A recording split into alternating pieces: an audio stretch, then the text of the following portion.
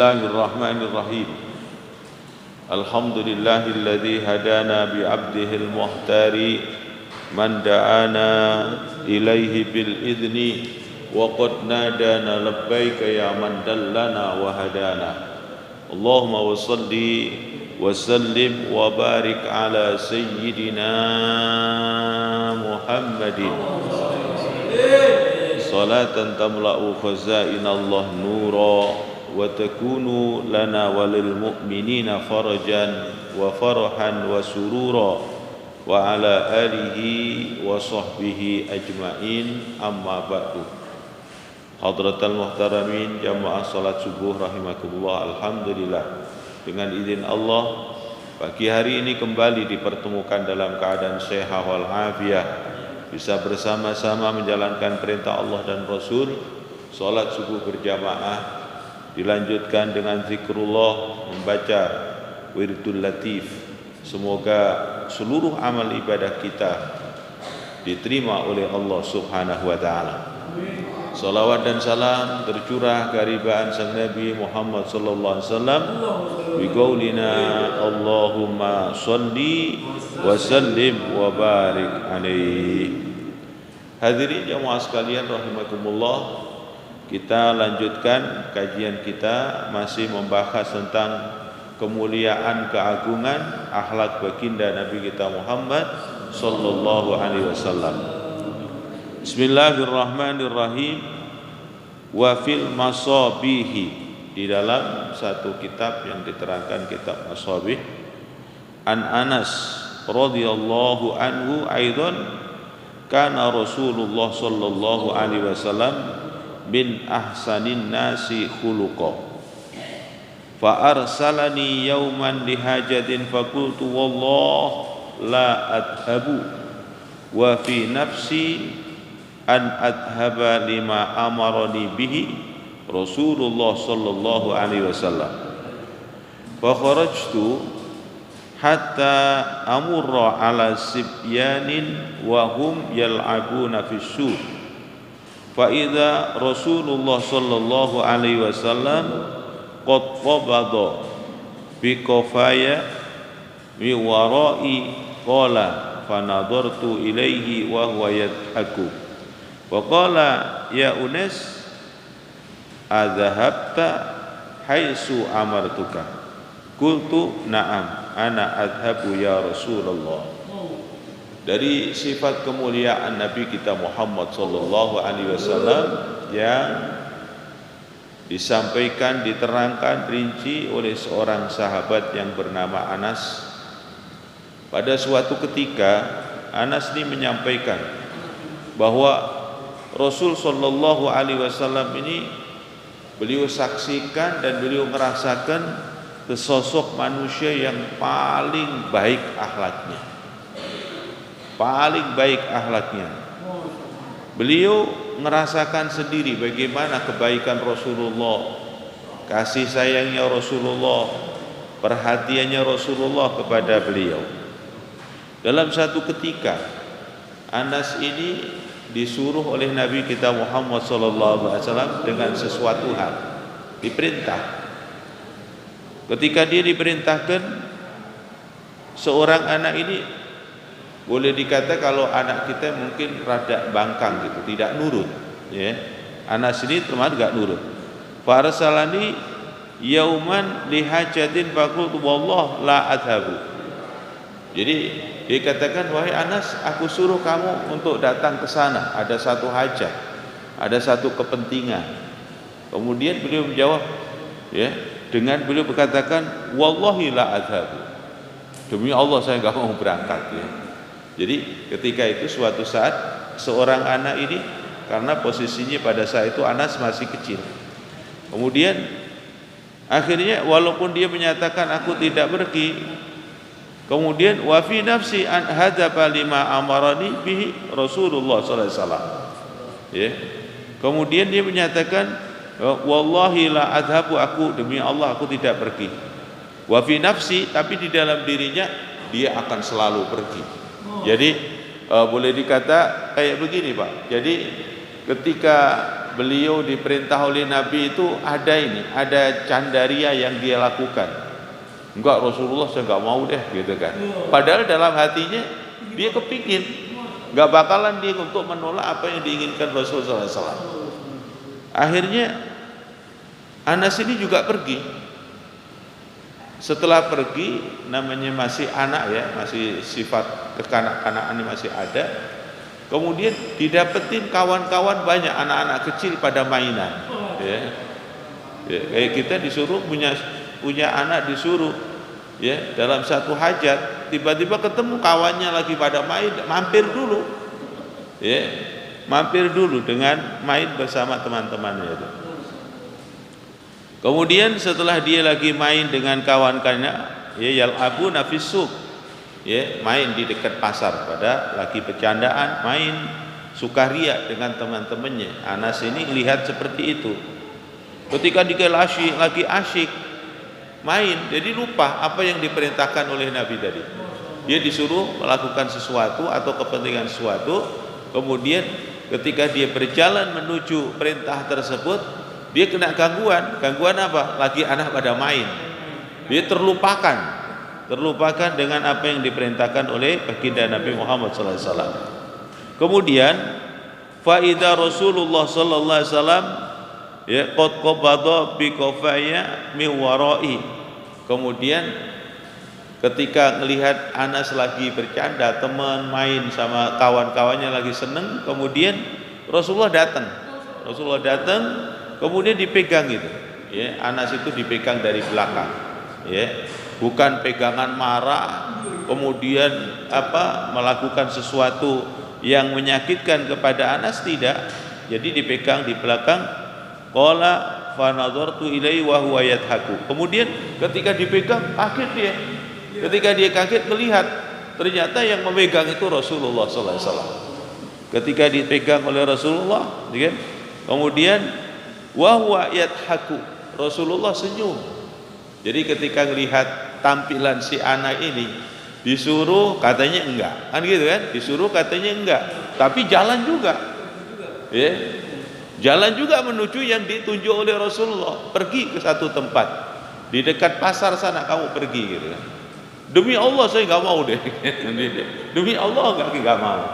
Ya, kemudian ternyata ketika itu di jalan ke sana. Sesampainya di sana bukannya menjalankan apa yang diperintah oleh Nabi tadi, tapi enggak, ketemu kawan-kawan lagi asyik, main dulu deh, ya, main dulu, ya. Ketika sama Rasulullah dipandang, Rasulullah senyum, dia kaget. Kemudian Rasulullah berkata, waqala ya Unis, adzahabta haitsu amartuka? Qultu na'am anak hadapu ya Rasulullah.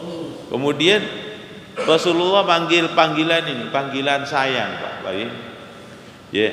Anas itu kan boleh dikatakan ini namanya sigotnya disempurnakan Anas. Tadi panggil Unes. Unes itu anak Anas kecil gitu ya. Jadi panggilan sayang. Rasulullah bercanda juga. Anak kecil Unes, ya. Bukankah kamu pergi itu atas perintahku, gitu kan? Kemudian dia menjawab, qultu na'am ana adhabu ya Rasulullah, ya saya mau pergi ya Rasulullah. Ini kemuliaan akhlak baginda Nabi Muhammad SAW terhadap seorang anak kecil. Masya Allah, perhatiannya begitu hebat, luar biasa. Kalau kita kayaknya bukan begitu, Pak, pasti kita caci maki, marah. Ini anak kagak tahu diri gitu, ya, disuruh, ya, nggak mau, tadi giliran mau jalan, tapi itu main lagi gitu kan. Ini Masya Allah kemuliaan akhlak Nabi kita Muhammad SAW, sangat luar biasa. Dan ini kita harus terus pelajari, kita ambil hikmah-hikmah kemudian agar kita bisa untuk mengambil contoh pada akhlak baginda Nabi kita Muhammad SAW. Wa an Anas radhiyallahu taala anhu aidan qala kuntu amshi ma'an Nabi sallallahu alaihi wasallam. Anas cerita lagi, suatu saat beliau berjalan bersama dengan Rasul sallallahu alaihi wasallam. Ketika beliau berjalan dengan Rasulullah sallallahu alaihi wasallam, kemudian beliau menggunakan ya jenis ridak atau kayak ada apa selimut gitu, ridak kayak gini. Kemudian disebutkan pada saat itu fa'atrokahul a'robi, kemudian ketemu dengan seorang Arabi. Orang Arabi ini orang bangsa Arab dari daerah, dari pelosok. Jadi boleh dikata ya pengetahuan tentang nilai-nilai apa yang diajarkan oleh Nabi itu masih sangat terbatas. Kalau boleh dikata adab gitu kan, ya. Kalau kita hidup sudah rada di perkotaan kan tata keramanya sudah berbeda, ya. Ada yang tambah bagus, ada juga yang tambah gak karuan, ya. Tapi kalau di daerah ini kadang-kadang ya masih rada kasar gitu, rada kasar bicaranya, kemudian tondak tanduknya masih banyak kasar. Kemudian setelah ketemu dengan Rasul sallallahu alaihi wasallam, tiba-tiba si orang Arab Badui ini menarik kain yang dipakai Rasulullah itu.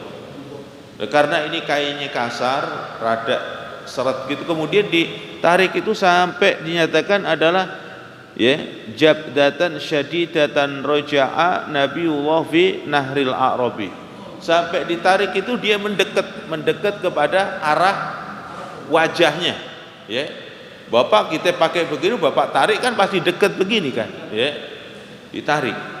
Ditarik sama Arabi itu sampai dekat sekali dengan lehernya Arabi itu. Hatta nazartu ila sofati atiki Rasul. Kemudian karena tarikan ini, ya, tarikan kain ini karena kainnya kasar, sampai terlihat di leher Nabi itu memerah, ya, karena ditarik kan merah gitu. Kemudian setelah itu apa yang terjadi hadirin? Ketika Nabi diperlakukan seperti itu, kemudian qad asara fi hasyiatul bardi min syiddatil hadad. Summa qala ya Muhammad murli mimma lillahi alladzi indaka. Kemudian setelah ditarik Rasulullah mendekat ke itu, kemudian si Arabi ini punya sesuatu hal yang boleh dikatakan yang aneh. Dia tiba-tiba minta Muhammad, Rasulullah perintahkan, disuruh perintahkan kepada siapa? Perintahkan min malillah alladzi indaki, ya, perintahkan kepada Allah untuk memberikan sesuatu yang ada di dalam dirimu itu. Kan mestinya nggak begitu ya, aku minta yang kamu pakai itu, tapi ngomongnya pakai dibalik-balik, ya. Perintahkan kepada Allah, ya, untuk memberikan sesuatu yang ada dalam dirimu itu. Kemudian apa yang terjadi? Faltafata ilaihi Rasul sallallahu alaihi wasallam. Kemudian Rasulullah memandang kepada Arabi ini, ya. Kemudian apa? Setelah dipandang oleh Rasul sallallahu alaihi wasallam, kemudian Rasulullah melihat orang Arabi yang mempunyai sikap seperti itu, summa dhahika. Nabi senyum. Jadi enggak marah. Ya. Udah ditarik, kemudian nariknya kenceng, tahu-tahu nyuruh Allah, nyuruh Nabi minta kepada Allah agar sesuatu yang dibawa oleh Nabi pada dirinya itu suruh ngasihin gitu. Ya. Summa amara bi atain, ya. Kemudian Nabi Muhammad jawab senyum, tidak marah, kemudian tidak menghardik dan lain sebagainya. Itu yang disaksikan sahabat Anas bagaimana kelembutan Rasulullah dan kasih sayang Rasulullah, ya. Seperti itu Pak, memang sangat sulit. Makanya Rasulullah dalam satu keterangan menyatakan bahwa kalau kita itu dikasih karunia oleh Allah rizki, bisa membeli satu pakaian, maka berbagilah pakaianmu yang lain disedekahkan. Jadi kalau kita membeli pakaian baru, maka ada baju salah satu yang kita miliki itu disedekahkan. Ya. Ternyata Bapak, sedekah yang semacam itu bukanlah sesuatu yang nilainya kecil, nilainya sangat besar. Sebagaimana yang pernah dilakukan oleh seorang sahabat yang sangat dikenal, kisahnya banyak sekali. Kisah cinta kepada Nabi sampai dia bikin kurus, gak doyan makan, gak bisa tidur. Itu karena apa? Kerinduan syauq, kemudian kerisauan ketika cinta kepada Nabi, terus dia berpikir balik kepada nanti urusan akhirat. Ya. Ketika cinta kepada Nabi di dalam kehidupan dunia, dia bisa merasakan kebahagiaan yang luar biasa. Saat dia rindu mencoba datang ke Masjid Nabawi, pasti ketemu dengan Nabi. Kalau dia rindu ingin mendengar suara Nabi, Nabi di dalam majelis di mana atau ada kajian Nabi Muhammad, kemudian dia datang akan dapatin. Dia sangat bahagia.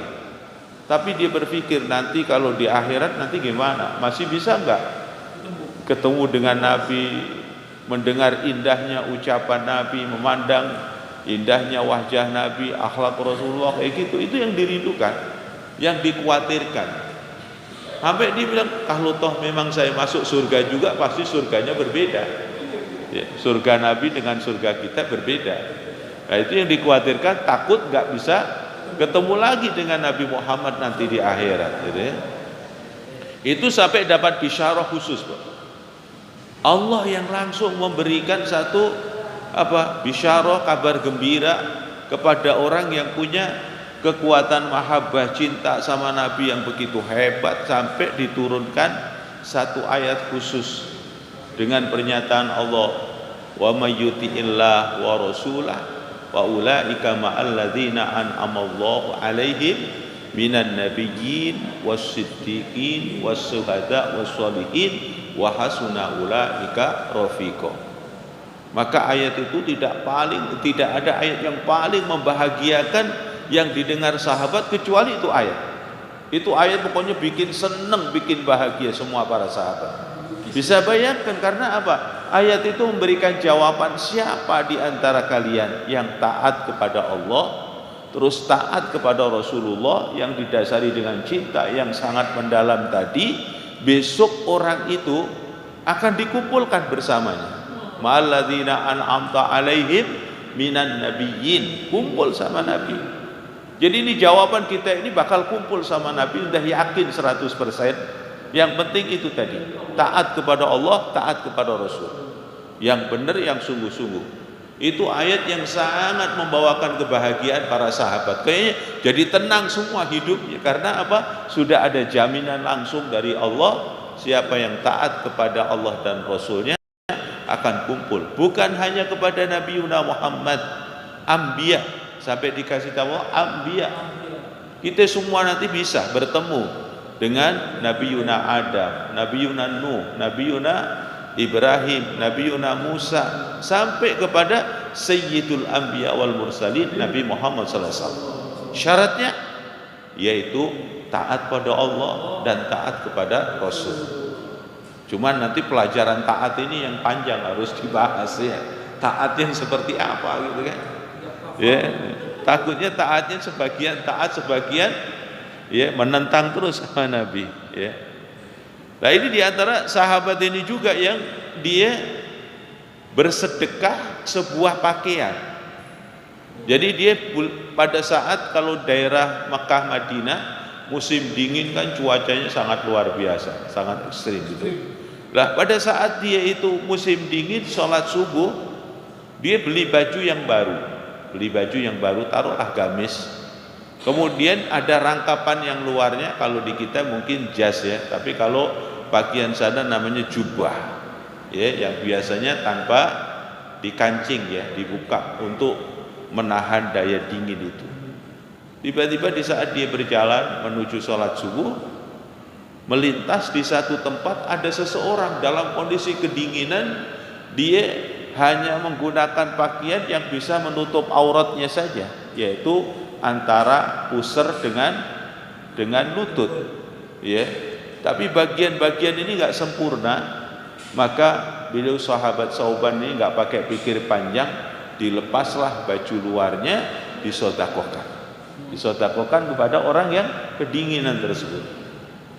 Kemudian ini ajaib, suatu hal yang sangat menakjubkan bagi kita ketika beliau mau wafat ya.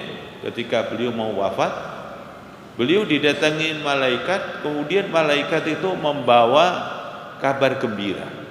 Kabar gembira diantara kabar gembira dari Allah, dari amaliyah-amaliyah yang Sauban pernah lakukan di masa hidupnya itu, Allah menyuruh malaikat untuk ngasih khobar. Ini nanti pahalanya yang akan kau raih, yang kau dapatkan.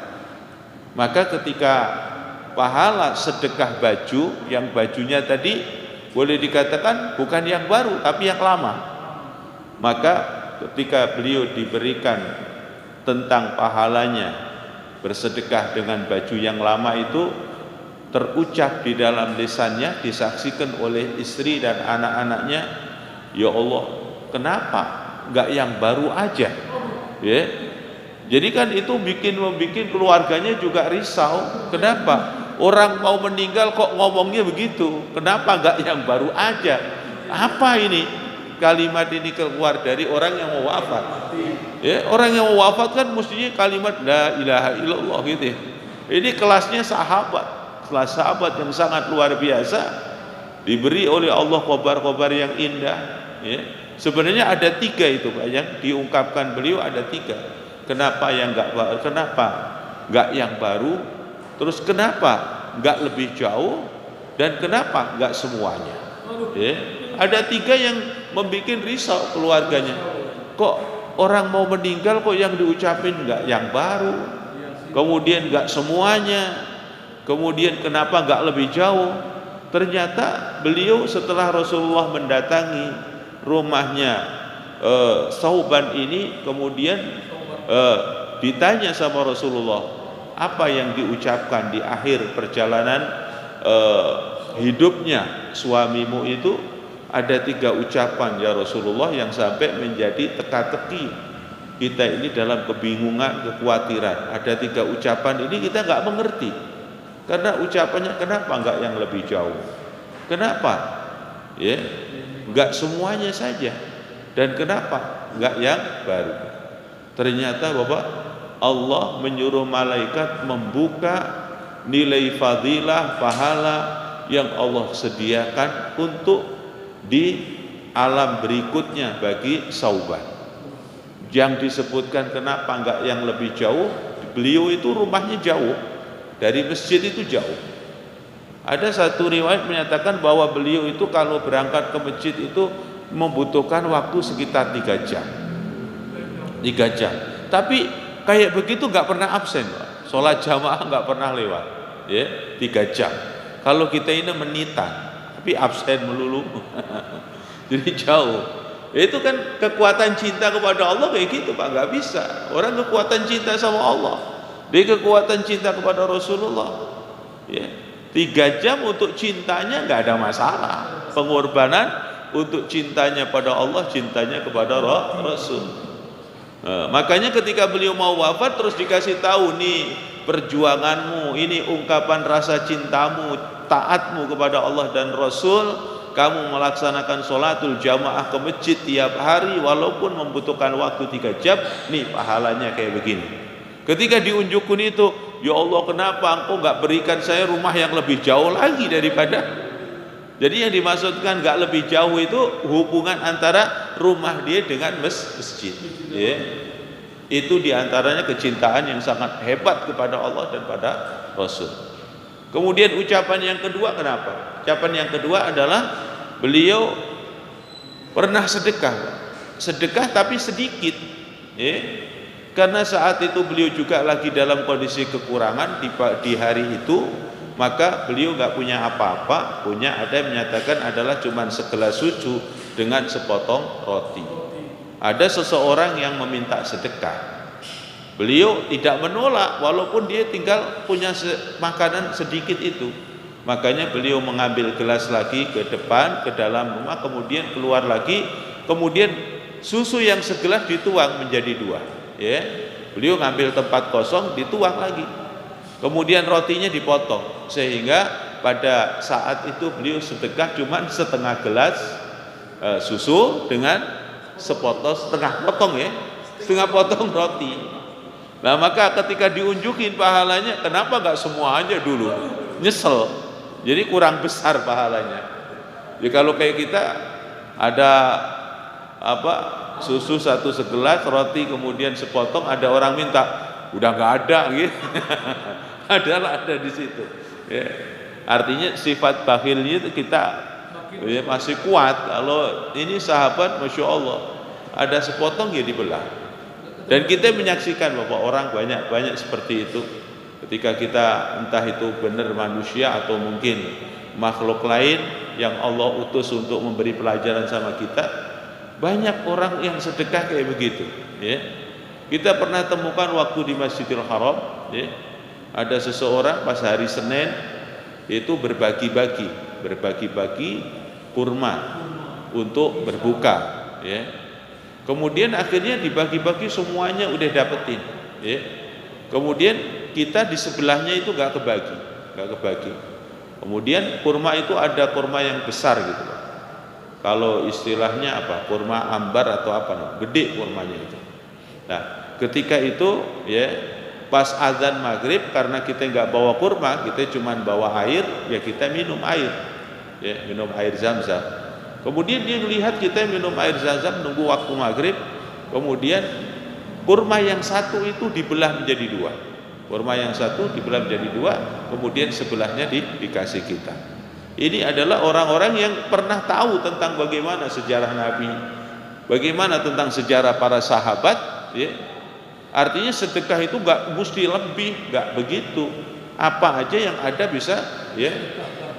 Bahkan di riwayat-riwayat sebelumnya kan Rasulullah sering kalau minum bersama dengan para sahabat itu, Rasulullah gak dihabisin, kemudian dibagi dengan sahabat, berbagi minum. Bahkan ada satu riwayat lain, Rasulullah adalah ketika itu yang menuangkan, ya, yang menuangkan minuman ke dalam gelas, kemudian diberikan ke orang sebelah kanan terus sampai halakoh itu semua mendapatkannya. Nanti yang terakhir Rasulullah itu sudah bekas lisannya atau belas bibirnya banyak orang, ya, masya Allah. Seperti tadi malam yang dikisahkan Habib Muhammad waktu acara di tempat kita, ya, ada seseorang yang dimana habis memberikan hidangan kepada Rasulullah, ternyata Rasulullah ngambilnya nggak semua, sedikit yang diambil dari makanan. Kemudian apa? Beliau mencari-cari Rasulullah tadi yang disentuh mana, yang bekas sentuhan Rasulullah di mana, itu yang harus dimakan duluan, ya. Yang sudah tersentuh oleh tangan Rasulullah itu membawa keberkahan yang sangat luar biasa, ya. Lah kemudian yang tadi yang sedekah, yang ketiga yang ditampakkan adalah yaitu sedekah baju. Yang baju disedekahkan adalah bukan baju yang baru, ya, tapi yang sudah usang, itu pun mendapatkan nilai pahala yang besar. Maka beliau mengucapkan, kenapa enggak yang baru?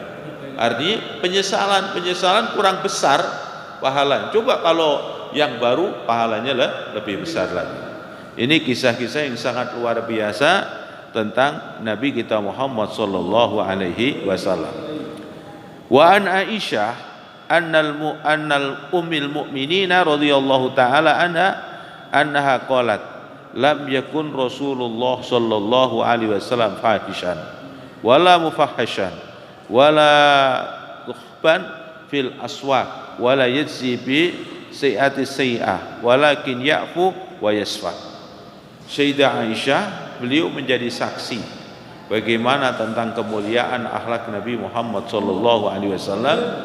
Nabi Muhammad ini tidak pernah melakukan fahisyah, perbuatan-perbuatan yang keji, perbuatan-perbuatan yang nilainya adalah apa? Rendah. Ya, Nabi Muhammad tidak pernah melakukan itu.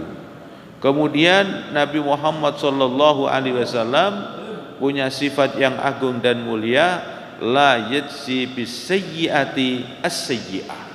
Tidak pernah orang melakukan keburukan kepada Nabi terus dibalas dengan keburukan, ya. Jadi Nabi Muhammad, orang melakukan keburukan tapi Nabi Muhammad balasnya dengan kebaikan. Itu kan sulit luar biasa. Yang ada, ya, apa namanya, ya, pembalasan lebih kejam, ya, yang ada gitu. Pembalasan lebih kejam daripada perbuatan. Kalau Nabi gak begitu, pembalasannya lebih bagus, ya, lebih menyenangkan daripada perbuatan orang tersebut, ya. Walakin akan tetapi Nabi Muhammad sallallahu alaihi wasallam ya'fu, selalu memaafkan kepada orang-orang yang melakukan hal-hal yang tidak baik kepada Nabi Muhammad. Ya, Nabi Muhammad dipanggil dengan suara-suara keras, tapi beliau menjawabnya dengan jawaban yang indah. Ya.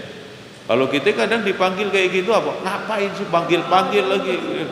Berisik gitu kan? Nabi Muhammad sallallahu alaihi wasallam. Wa fil ihya'i qad wasafa Allah taala fit Taurat qabla ayyab asaw faqala Muhammadur Rasulullah ya abdiyal muhtar. Ya, Nabi Muhammad sallallahu alaihi wasallam seorang hamba tapi yang terpilih. Hamba yang paling keren, paling bagus. Ya, enggak ada lagi duanya. Ya. Beliau tidak kasar. Ya, la fadun wala ghalidun.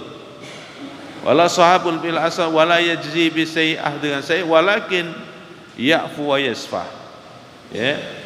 Kemudian disifati mauliduhu bi Makkah wa hijratuhu bi Thaibah, artinya Madinah. Kemudian wa mulkuhu bi Syam. Kenapa disebut wa mulkuhu di Syam? Nabi Muhammad pada saat peristiwa Isra wal Mi'raj itu singgah yang terakhir.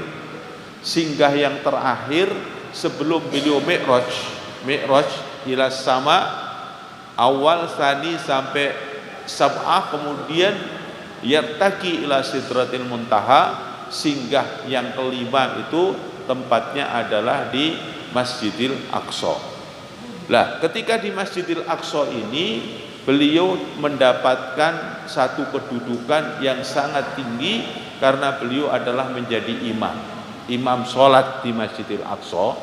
Kemudian makmumnya siapa? Minal malaikah. Kemudian minal anbiya wal mursalin. Semua anbiya wal mursalin ini dengan apa? Dengan keagungan Allah, ya, dengan keagungan Allah. Ya, Nabi Muhammad artinya dalam kondisi masih dalam keadaan kesempurnaan hidup bil jasati dengan ruh, ya kan? Sedangkan para anbiya secara zahirnya adalah birruh, ya kan? Beliau kan sudah wafat, secara zahirnya kan sudah wafat. Tapi ini bisa dengan keagungan Allah, kekuasaan Allah, diperintahkan yang zil, semuanya turun ke Masjidil Aqsa. Kemudian Nabi Muhammad dipegang tangannya oleh malaikat Jibril, langsung dibawa ke imaman, terus menjadi imam. Jadi semua para anbiya di bawah naungan kedudukan Nabi Muhammad SAW karena imamnya Nabi Muhammad. Mereka makmumnya. Ya, maka kan kisah-kisah yang lain tentang nanti datangnya Nabi Isa alaihissalam. Bahkan dalam satu keterangan Nabi Isa itu nantinya dengan menggunakan syariat Nabi Muhammad SAW. Bahkan ada satu riwayat nanti Nabi Isa kalau diutus oleh Allah nanti kalau misalnya di satu masjid gitu suruh jadi imam nggak mau. Ya. Karena apa? Kepingin menjadi umat Nabi Muhammad, ya. Kan beliau boleh dikatakan orang kan hidup di masa lalu gitu kan. Ya, harus menjadi makmumnya dari umat Nabi Muhammad sallallahu alaihi wasallam. Ini dari keagungan kemuliaan Nabi Muhammad sallallahu alaihi wasallam. Ya'tazilu ala wasatihi wa ma'u du'a'u lil Qur'an wal ilmi yatawaddau ala atrafi. Jadi ini keagungan Nabi Muhammad yang begitu indah, sangat luar biasa. Terus kita pelajari agar kita bisa memahami dan harapannya bisa mengamalkan sebaik-baiknya. Semoga Allah lalu memberkahi pada kita semua. Bismillahirrahmanirrahim. Alhamdulillahirabbil alamin hamdan syakirin ya rabbana lakal hamdu kama yanbaghi li jalali wajhika azimi sultani.